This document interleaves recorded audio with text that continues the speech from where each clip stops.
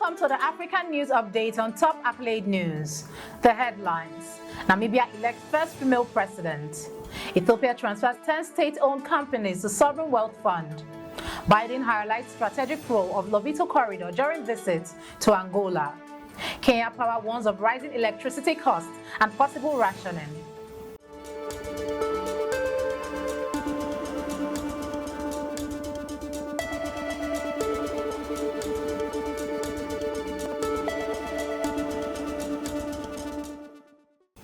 In politics, Namibia elects first female president.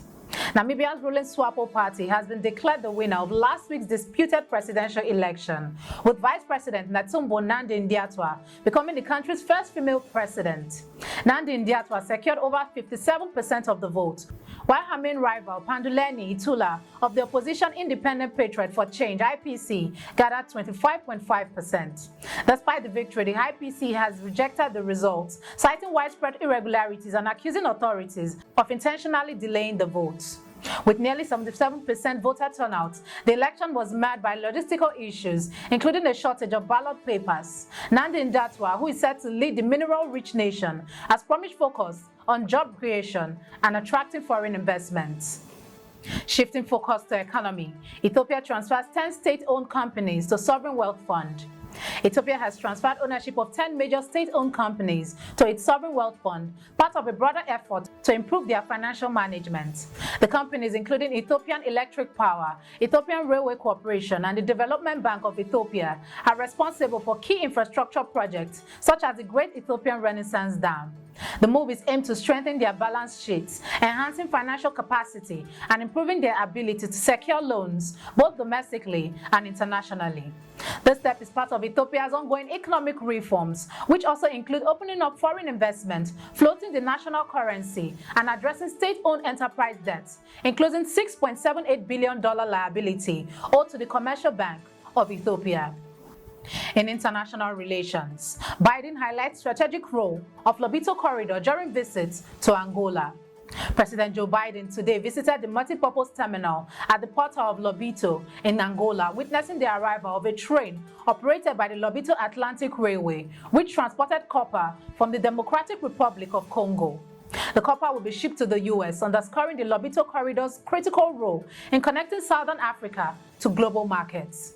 During his visit, Biden was briefed on the process of the LOBITO Atlantic Railway's 30-year concession, which aimed to boost the region's economic development through efficient transportation of vital minerals, including copper, crucial for the global energy transition.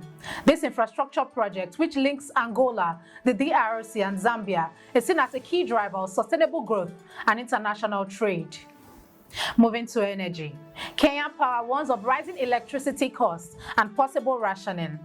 Kenya Power and Lighting Company (KPLC) has warned consumers to prepare for rising electricity costs and potential power rationing over the coming years.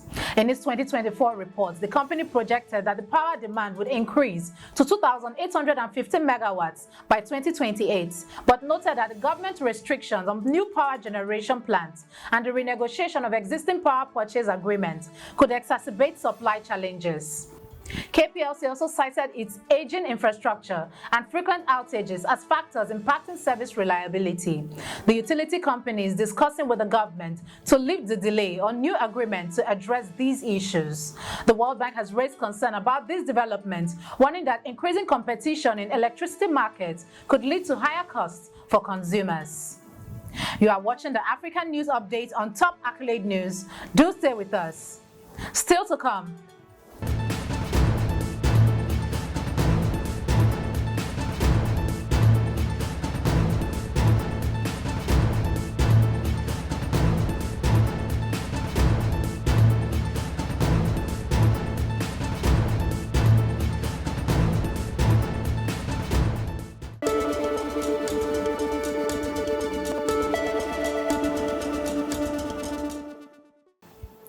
Thanks for staying with us. In health, Zimbabwe High Court rules abortion ban for minors and rape victims unconstitutional.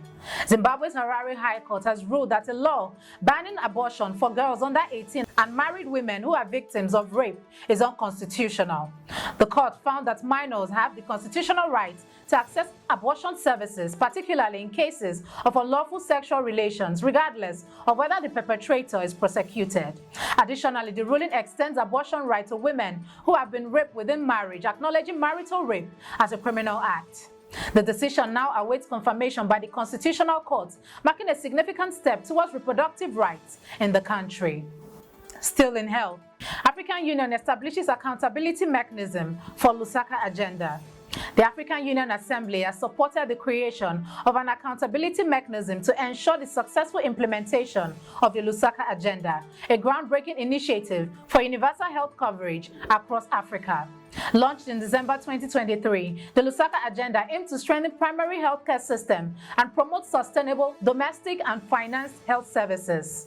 Spearheaded by South African President Cyril Ramaphosa, the framework will leverage platforms like the African Leadership Meeting to hold countries accountable for progress. The LUSAKA agenda seeks to reduce dependence on external funding and empower African nations to lead the future of their health system with a focus on equity, resilience, and health system strengthening. The initiative will be overseen by newly established LUSAKA Agenda Secretariat at the Africa CDC, ensuring effective coordination and reporting to African Union Head of States on progress. Moving to entertainment, inaugural UNVEIL African Fest set to celebrate African culture in Kigali. The countdown is on for the inaugural UNVEIL African Fest taking place on December 7th at the Kigali Conference and Exhibition Village. The festival, organized by UNVEIL Africa Limited, promises an unforgettable celebration of Africa's vibrant cultural heritage featuring performances by renowned artists. The festival organizers explained that the event, which aims to reach other African countries, is a tribute to African elders and celebrate the next generation of cultural musicians. The event is designed to unite Africans, inspire pride in cultural heritage, and showcase the continent's artistic talents to the world. Now in sports. Death toll rises to 135 in Guinea football stadium stampede. The death toll from the violent stampede at the football stadium in southeastern Guinea has now reached 135, with 50 people still missing, according to two NGOs, revising the official figure of 56 fatalities. The tragedy occurred on Sunday during the final match of a local football tournament in Guinea's second-largest city. The incident was triggered by protests over controversial refereeing decisions, leading to a chaotic scene where fans threw stones and a deadly stampede ensued. NGOs reported that many of the victims were children under 18 and several others were injured. Guinea's Prime Minister has pledged an investigation and called for accountability from the tournament organizers. That concludes our African News Update for today. Stay tuned for more African news and developments. Thanks for joining us. I am Okocha Ojorumi. Connect and engage with us on all our social media handles. Do have a wonderful day.